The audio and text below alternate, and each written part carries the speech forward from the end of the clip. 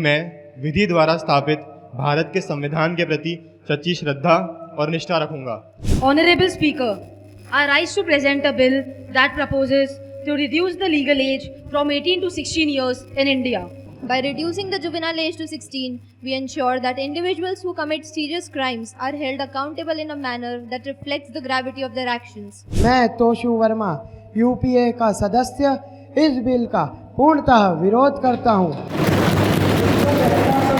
Financial education को school level में अनिवार्य कर दिया जाएगा। इस बिल से हम हमारे देश के बच्चों को उनके अधिकार प्रदान करें। साविद्या या विमुक्त है कि वास्तविक शिक्षा का वही होती है जो हमें मुक्ति दिला सके। This bill highlights the importance of providing financial education to the citizen of our nation under the age of 16 years.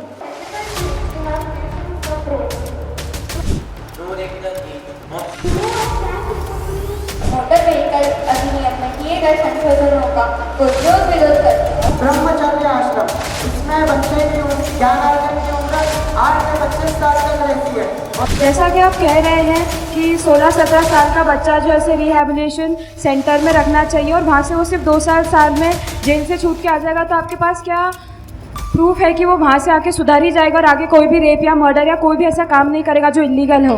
तो आपके पास कौन सा प्रूफ है कि जेल जाके वो बहुत सुधर जाएगा? आप ये पहले बताइए कि आपके पास कौन सा प्रूफ है वो जो सेंटर पे जाके सुधर जाएंगे?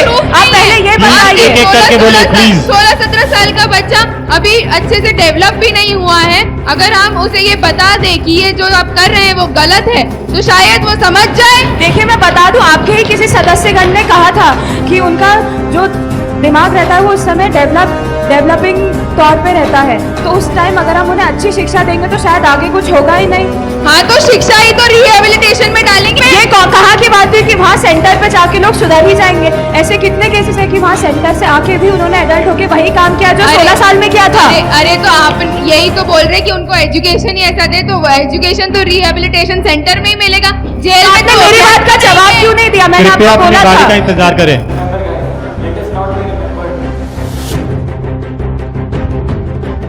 अगर किसी सदस्य को किसी भी चीज से कोई प्रश्न है तो कृपया करके अपनी बारी का इंतजार करें, सबको मौका मिलेगा।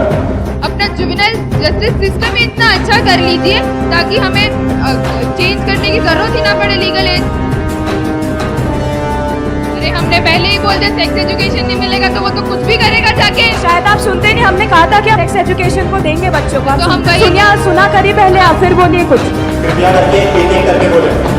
अटल बिहारी वाजपेयी ने कहा था कि अर्पण की भूमि है, ये तर्पण की भूमि है, ये बंधन की धरती है, ये अभिनंदन की धरती है, इसकी बूंद बूंद हमारे लिए गंगा है, इसका कण कण हमारे लिए शंकर है। हम जिएंगे तो भारत के लिए और मरेंगे तो भारत के लिए, और मरने के बाद भी सालों बाद गंगा जल में बहती हमारी अस्थियों से कोई कान लगाकर कुछ सुनेगा तो वो सिर्फ भारत माता की जय।